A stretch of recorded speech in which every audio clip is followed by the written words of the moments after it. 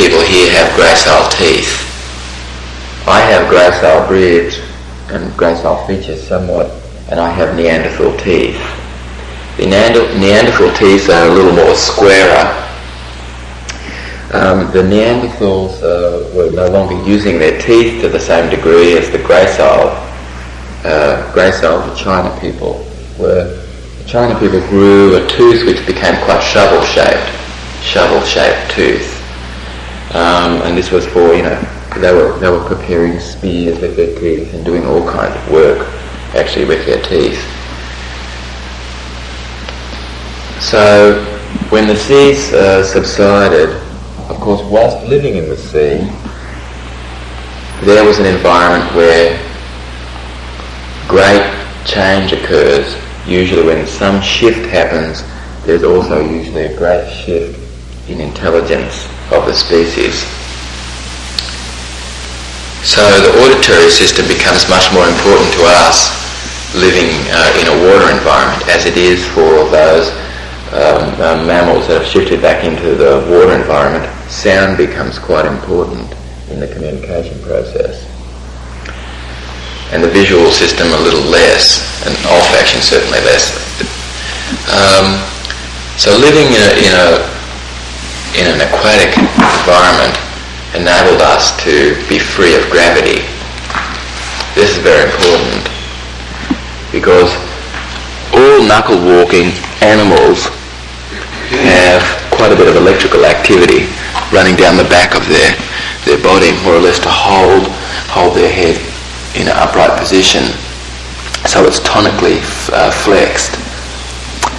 And if you can imagine that I put 20 pounds of weight in your hand, right, and I came over and added 3 ounces, probably you would not know that I'd added 3 ounces. And I'm talking about the just noticeable difference that enabled us to be able to pick through fine tactile, kinesthetic and visceral programs that were coming through our body that enabled us to make use much more of our whole self in our state of consciousness. If there was only 5 ounces and I came over and added, a couple of ounces, you would know that I'd added a couple of ounces to your hand. And this is to do with the just noticeable difference. The amount of electrical activity that was there holding the 20 pounds, there was so much electrical activity there that it was unable to notice that minute difference. So when we were living in an aquatic environment, we were able to pick out fine tactile, kinesthetic and visceral programs that were coming through the body because we were free of gravity. The only way that we could be free of gravity once the sea subsided was to be walking in an upright position like this, so that the head is perfectly balanced, enabling fine tactile, kinesthetic and visceral programs to be coming through the body.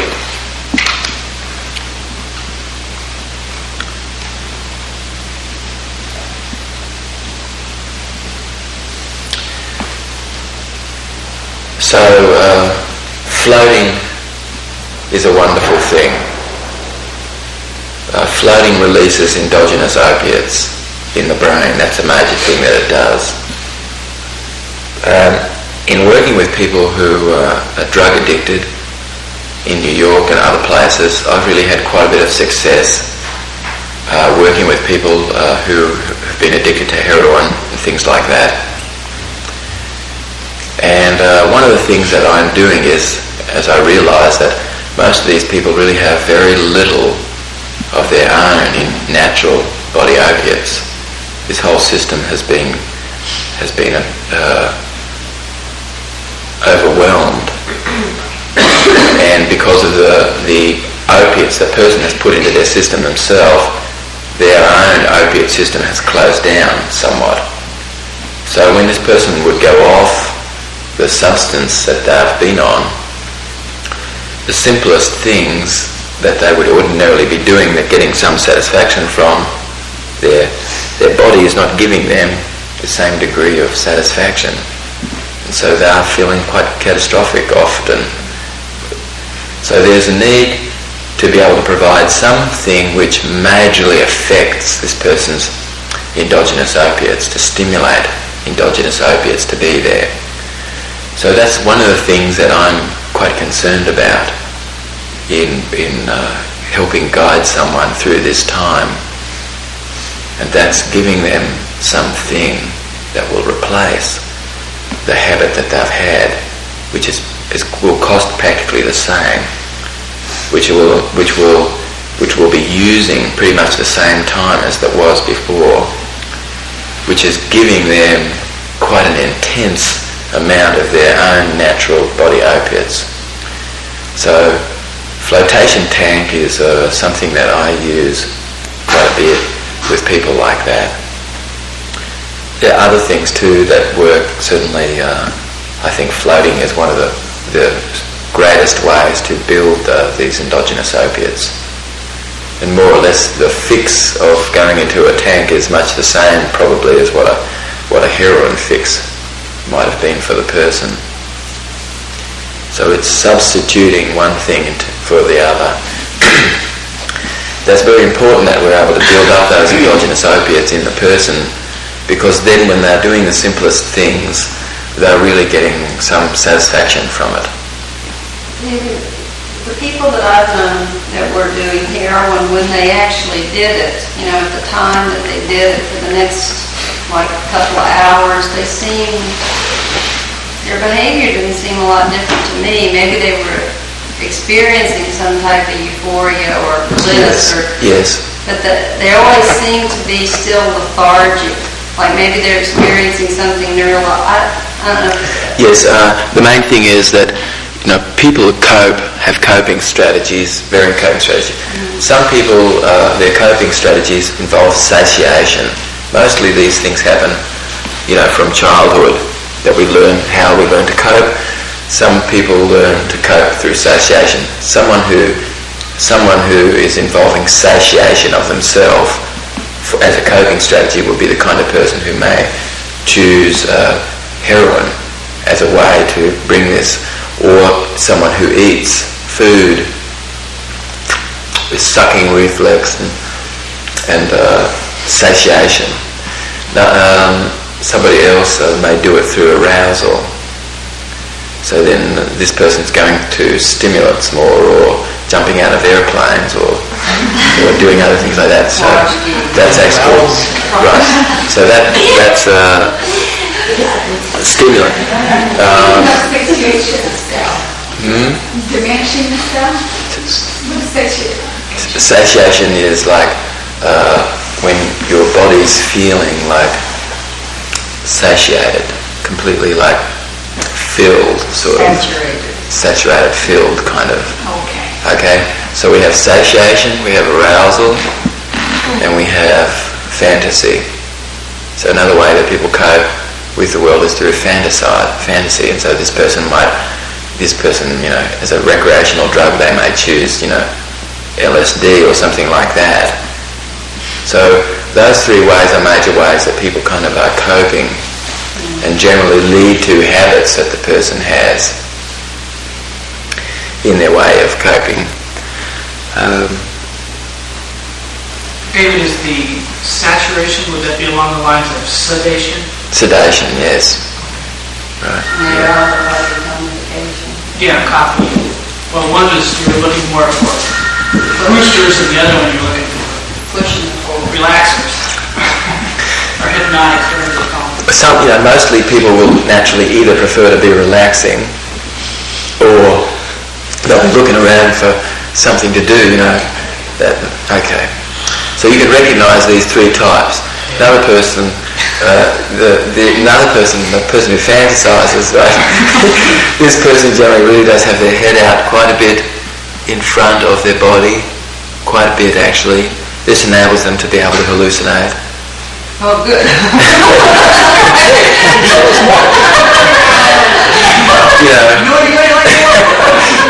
And actually, somebody who is asking questions in life quite a bit, asking a lot of questions in life, generally this person's body, becomes in the shape of a question mark quite a bit. That the head comes out in front of the body, and it's kind of really, the person's really kind of shaped like a question mark actually. But anyway, you can know that whenever you ask a question, you are starting to live what the answer is to that question.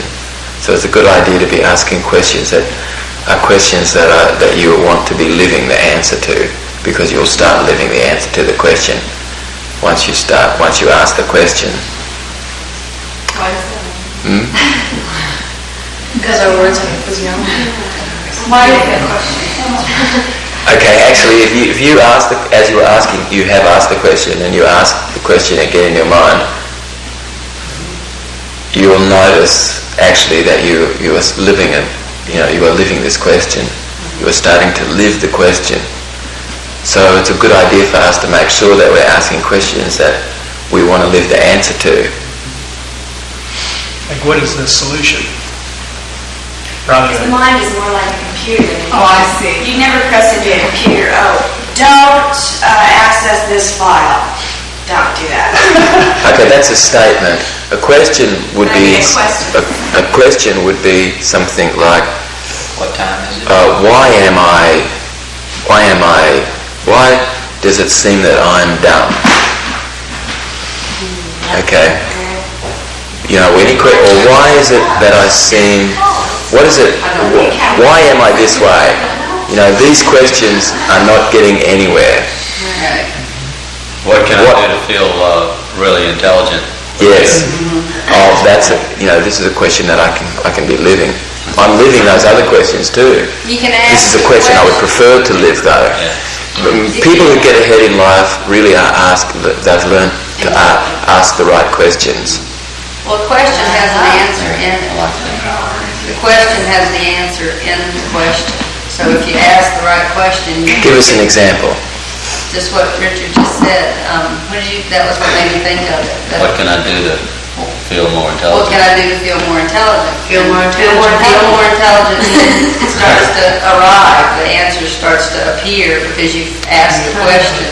you're programming You said- yourself to feel intelligent. Yeah, feel intelligent. There's the answer. Oh, feel intelligent. There it is. And then things begin to come out on the screen about what feel intelligent would be. Open your eyes, listen, be aware. Dave? Is there any specific criteria for asking, enabling, and empowering a question? Yes. What, when, who, when.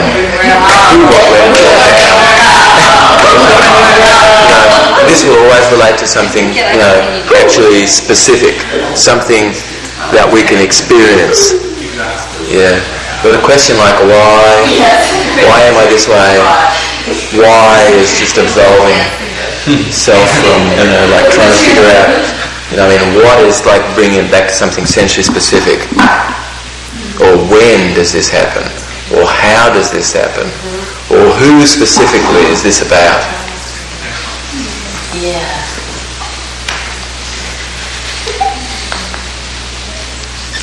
So I talked a little about, I think I shared a little bit about when we would go back, say, 7,000 years, did I? 7 million? So we're out of the 7,000. water now. Yes, we're out of the water. And Australopithecus has been walking the land. Tell us where the three groups went again. One went to China, the gracile features. The other went to become the Negroid race, and the other, most of us are Neanderthal, quite a bit. Kind of went north, more or less. Now, this is before fire. This is well before fire, or Yeah. is it has any kind of family or bonding started occurring in small groups yet? Oh yes, families. How about in the water? Oh yes. Okay. Oh, actually, we slowly lost all of our body hair, and the only hair that kind of seemed to be useful was hair on the head, and it's thought that the child has, the only thing the child has, it's very landlocked, the child is, it can float. It can really float, the child can float as soon as it's born, and it also has a grasping reflex. And so it's thought that the hair was what the child would grasp to, whilst the mother was, or the father was still do that. was working in the wading in the waters, swimming in the waters, and that was what the children held the hair. What about when like the head's up out of the water to protect it from the sun? The head from the sun? Possibly too, yeah. Yes, possibly as well. Right. There's Aboriginal cultures in Australia that still live really close to the earth, and they live with a few pods that live really close to the sea, still swim with their children. Their babies hold on to the mother's hair, and she gathers shellfish and swims with them. Right, yes. When is speech coming in? Speech starts to become important during this period of time because the major way that I communicate in the water, like when we're swimming, truly is with the auditory self, making auditory sounds, much like all of the animals, the mammals, that have shifted back into the sea do today, communicating with each other. Would the Planet of Cave Bear series, are you familiar? Yeah. Would that fit in with this evolution that you're describing? Actually, in the Planet of the Cave Bear, there's probably remnants of see now, not all of people are walking upright in Planet of the Cave Bear. Cave bear was taken about 30,000 years ago. Quite, yeah, it's right, 30,000 years ago. Recently, this is like millions going back to 3.7 over. Yeah, that trail. All of the people, I think, in Planet of the Cave Bear are walking upright. Yeah. Some of the more newly developed features, like the larger front. Some Neanderthals, some Cro-Magnon. Right. At that time, They we were were switching new back. prototypes. Let's have a look at everybody's teeth. Gracile teeth and Neanderthal features. Gracile teeth and Neanderthal What's features. gracile about her teeth? That's shovel-shaped teeth. Shovel-shaped teeth. Gracile teeth, Neanderthal features.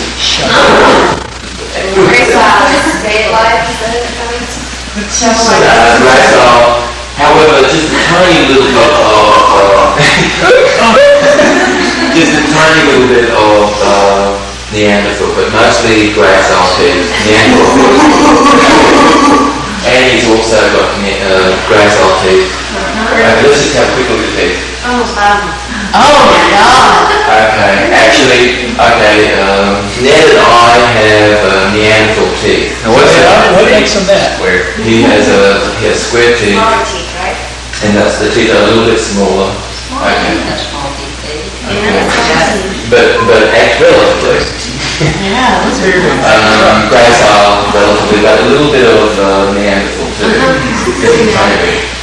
Into your head. Very subtle. Gracile. Let's see those teeth there. Gracile teeth. Gracile teeth. Gracile teeth. Gracile teeth. All right. Ned and I have Neanderthal teeth. Gee, what does that mean? So you see, Ned is the most Neanderthal out of all of us.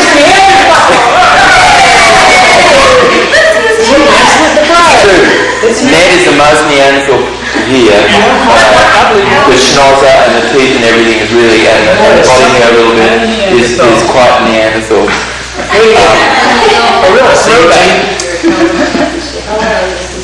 Okay. They're more square.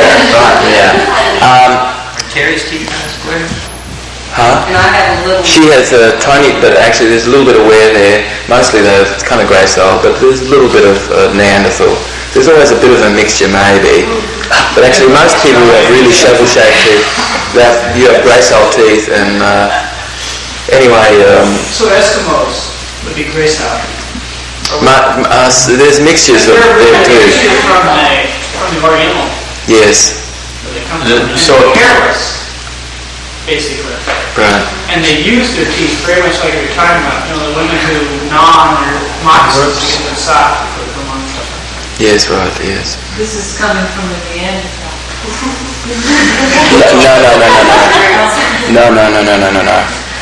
No, gracile. No, it's probably a Neanderthal. Oh, excuse me. I ordered that book that Gene Houston has, that little story about the Neanderthals. I'll see if I can find it today and read it. Okay. Okay, so now we're out of the water. Okay, so 7,000 years ago, I'm sure I shared this, but I'll just finish it anyway. We're 7,000 years ago? Yes, we'll go to about 7,000 years ago. About 100,000 years ago, we started to have fire, and we really started to live more somewhat as you're imagining things today. The Tasmanian Aboriginals, if you could go back 40,000 years in civilization, you would arrive at where the Tasmanian Aboriginals were today, if there were any Tasmanian Aboriginals alive. What they look like? They were the most isolated peoples of the New World. They have been isolated for some 40,000 years. And it was like landing on a Paleolithic shore. With their mentality, their understanding, their language, the things that were available to them in the way they used their senses. They had the most phenomenal ability to use the vestibular system and direction intensely. They could foretell climatic conditions from the change of the winds, and they had many, many vestibular predicates in their language. Many, many vestibular predicates in their language. And they're the predecessors of what people lived? Most of them are all died out. There are some remnants of the Tasmanian Aboriginal, around Tasmania, but mostly they all died out. By the early 1800s, they'd all died. Were they studied in What do we call this Tasmania? recording? Not much at all. Little. Tell Very me little. stories with you about when you were buried on the island. Oh. I love that story. They were so unusual because they really were like a prehistoric man that they got, I think it was like a flu or something that kind of wiped them all out. And so collectors wanted to bring the bodies or the bones, skeletal structures back to museums. And so they'd take the graves, which was a kind of messing with the taboo of the people. They definitely wanted their people to be buried in Tasmania. So We buried, many of them were buried on our island yes. in Tasmania. To protect them from Yeah, to protect them from being dug up and taken to, England and other places. Stand on boats and talk to you, but they won't get on the island. Let's go back 7,000 years. 7,000 years ago, we were living. We were still a little bit quite stimulus signal bound, much like animals are communicating with each other today. Through kind of how how we communicate actually by what we do with our body. And in the oldest languages and the stories that we have today, things that ordinarily were interpreted as the mind, like for instance the thamos, the linguists interpret this thamos as meaning the mind, because in the story it would be so-and-so's thamos spoke to them. Thamos is just a word. Thamos. Thamos. And thamos was interpreted by the linguists as being mind. But I tell you, thamos meant heart. Phrenes was another word which was interpreted as the mind, but phrenes was the lungs. And people's hands spoke to them. People were much more not so having an integrated concept of I yet. They were more sensing that they were being controlled.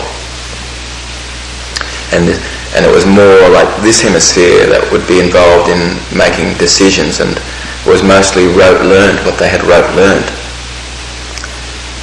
And so in this era, of course, people could throw some sticks up in the air, and the way they would land, they would know the significance of something.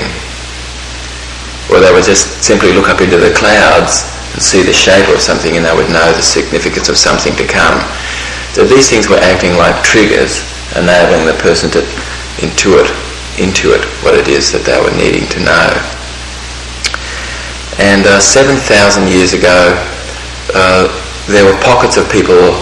The largest pocket of people that we have evidence of is about 100 people in a village. This is like the largest kind of village that we've sensed. And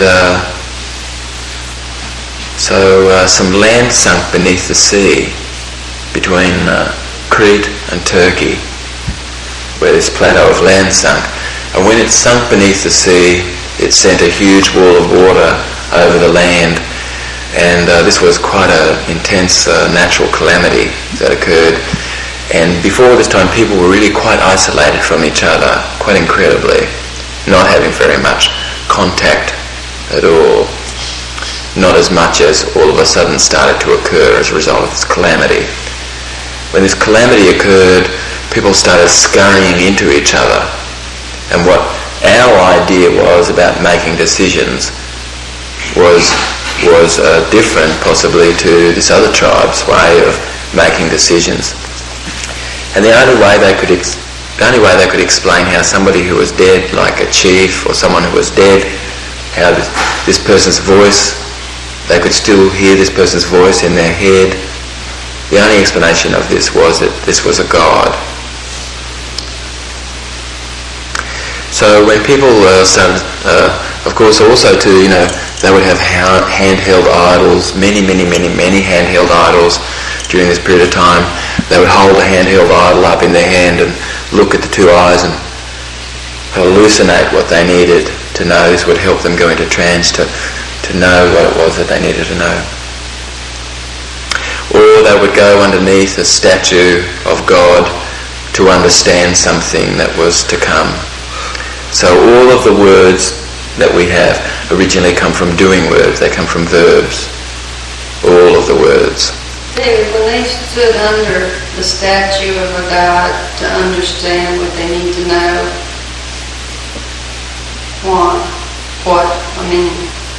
Understand. I understand, I know that, but what was their experience? They thought that if something was above them, I thought about that, and it's like... Well, the stars in the sky mystically have always represented a place of transformation. Blue as a symbol of colour is a symbol of transformation.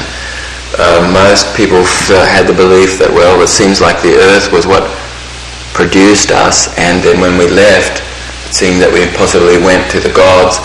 We have always trying to build higher and higher and higher and higher structures up during this period of time, because the higher that we would go up, people thought the closer they got to God.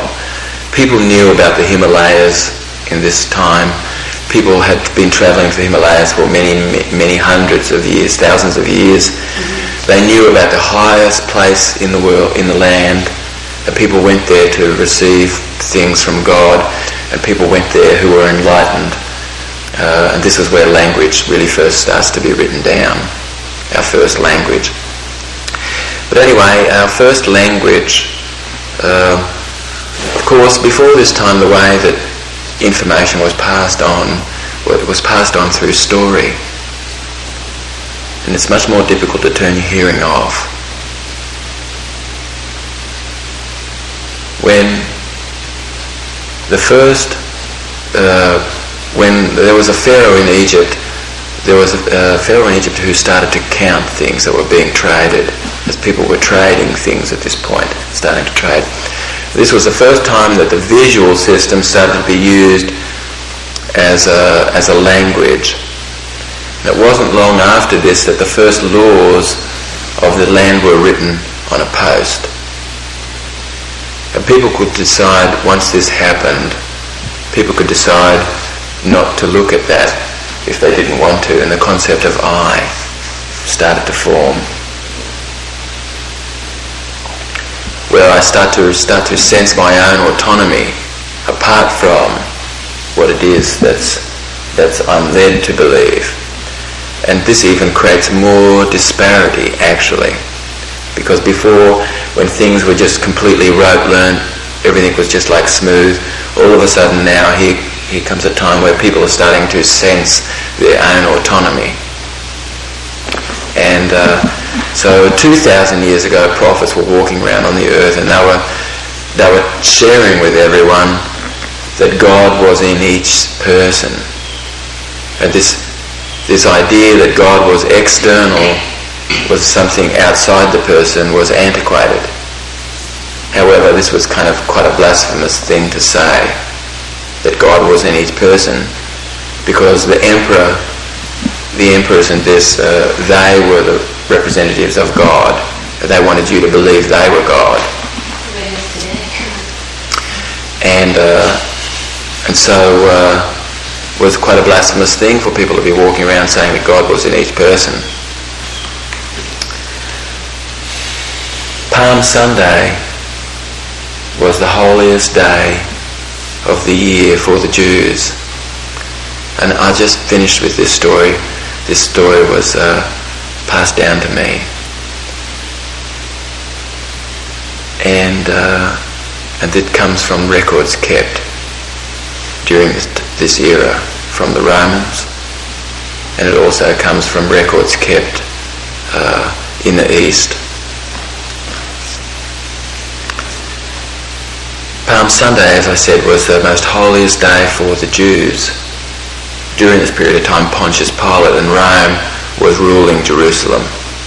And their empire, and the Romans were ruling with a bloody sword. They were extremely barbaric. And when Jesus was walking around, as other prophets were, Jesus was asking the people, how could they have forgotten their covenant with their God? How could they allow the Romans to be in this position, ruling with a bloody sword? And that Jesus was preaching love and preaching this idea that God was in each person. The Jews really didn't have anyone that was a voice for them. Mostly they were run all over the place. And the monetary system of the world really was not working then. There was great disparity and unequalness in the way the monetary system was set up.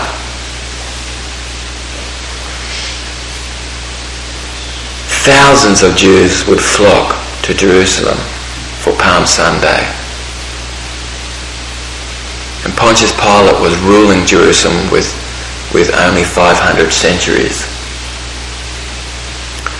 So this was a kind of a nervous time for the Romans, because they realised they were just keeping order by killing, basically, and ruling with a bloody sword. And so every now and then the people would set up some civil disobedience. And Jesus and his followers decided that they would set up some things that would be protesting. They are much like people like you and I. 2,000 years ago is not very long ago at all. So they decided that they would go down and into the temples that ordinarily were there for worshipping, where the money was being exchanged, and they would kind of disrupt everything down there. They planned this some days before Palm Sunday. And so everybody had heard about Jesus. Many people had heard him speak, because he would just speak to throngs of people where he was. And so this day they decided to go down into the temples to kind of create a little civil disobedience. And Palm Sunday was coming up some days ahead, and many people had flocked to Jerusalem, as I said. And the disciples, and it was meant to be something that was just small, that when people heard this is what they were going to do, everybody rallied, and there was a frenzy started to develop. Everybody thought, here's somebody stepping forward. There would be a voice for us. And the Old Testament was already written at this time, and true to the scriptures that were written. People put Jesus on an ass because that was written already. True to the scriptures, when they saw Jesus on an ass, they started laying palm leaves down in front of the ass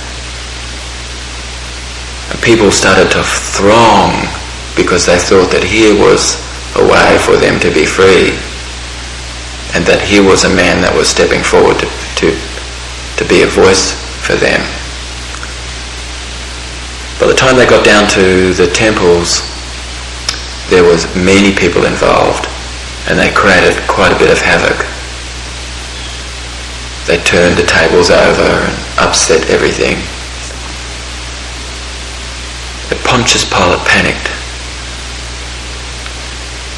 and sent those 500 centuries into this region, and they just were killing people indiscriminately. I think if the Jews had stood their ground, the Romans would completely have been overwhelmed, because there were thousands and thousands of Jews and only 500 centuries. But when people saw the Roman centuries coming, just killing people, they panicked and fled and ran from this area. That the Romans captured some of these people, and that there was some battling a little, but not much. Mostly the people fled. And they fled up into the hills out of Jerusalem. And that evening, some dreadful news arrived. Something that no one had expected at all. Everybody thought that this would simply be civil disobedience, that's all. And it had turned out to be something like a monster. The news arrived with Judas that Jesus' son had been captured by Pontius Pilate. And Pontius Pilate gave Judas a message that the Son of God would be crucified unless Jesus turned himself in. So this really was a shock and quite a degree of sadness and wondering what to do. They knew it was possible to survive a crucifixion. It was not uncommon to survive a crucifixion. And Jesus knew that he would turn himself in for his son's life. But Pontius Pilate was looking at Jesus as he was being God, because that's what he was saying. That's what Pontius Pilate was, how Pontius Pilate interpreted it. So Jesus met with his disciples, and they came up with a plan. That they knew that it was possible to survive a crucifixion. They also knew that no Jew would be left hanging on the cross on Palm Sunday. The Jews would not tolerate that. This was the holiest day of the year, and anybody who was left hanging on the cross, the minute that the day broke, the new day broke, they could bring this person down. So Jesus knew that he had 48 hours in which to turn himself in, and that if everything went according to plan, it was possible that he could survive the crucifixion. Pontius Pilate had to be very careful in the way that he dealt with this situation, because it was potentially explosive. So Jesus walks into Jerusalem, and he is right close to the garrison in a garden the last night after the supper. And Judas was the one one of Jesus' best friends, who was the one who would go and bring the centuries, note the centuries, and let them know where he was.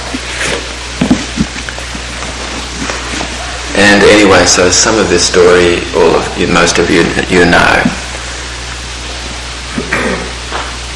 The Romans also had a policy that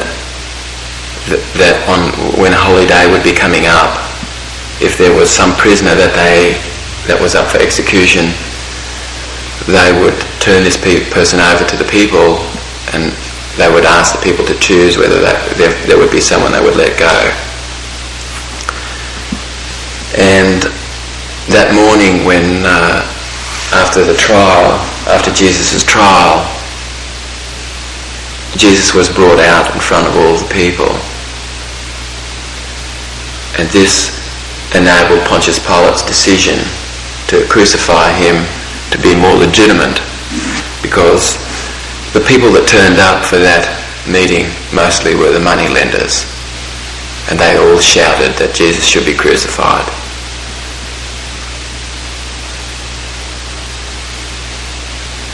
So these sages of the ages knew of the use of substances to create altered states of awareness. And lysergic acid was something that they used in those days that came from the mildew, the mould of wheat. They knew that if they could put this substance into the blood, directly into the blood, that this would mimic death. And this substance was put on the end of the spear that lanced Jesus' side, his ribs, that put this substance into his blood. So for all intensive purposes, anybody looking at Jesus would sense that he was dead. It was also known that Palm Sunday started not at 12 midnight, but when the sun set the day before. It was possible to bribe the centuries also, so that the family would be spared the ridicule of having a member of their family up in this situation publicly. And so the families, they could bribe the centuries. For all intensive purposes, it looked like Jesus was dead, and that the centuries allowed his body to be taken to this tomb.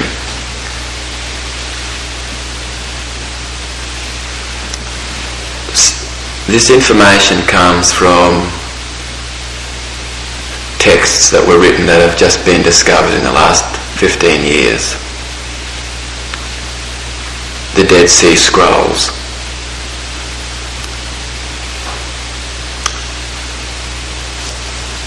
Jesus lived his life in Bethany, and he lived until he was 80 years of age. He lived as an outcast. He still healed the sick and visited people and spoke, but mostly he lived as an outcast. Bethany was like a stronghold. It was like a garrison fort outside Jerusalem. It was the only place where the outcasts more or less could be. That was a strong place, and the Romans allowed this to be. And some 40 years later, they levelled this city.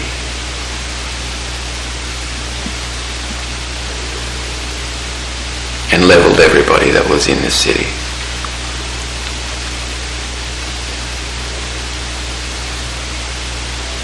So I share this story because there's an evolution of our consciousness in this story, of the conscious development of self. And just as 2,000 years ago, prophets were walking around the earth saying that God was in each person, and that this was an expansion in our consciousness as it is that we are today.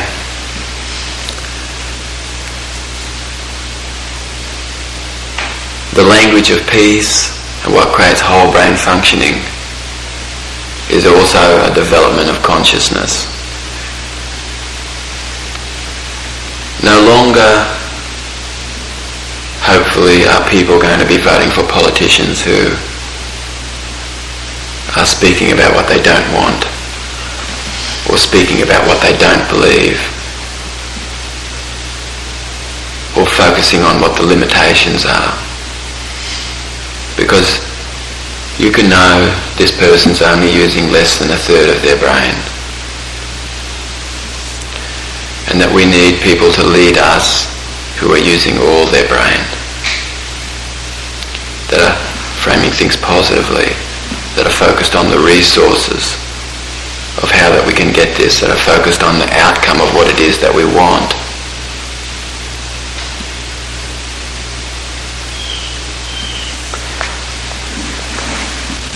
I'll just play a tiny little bit of flute and then we'll make a small break and then we'll come back to talk a little bit about the meta model and rapport and some other things.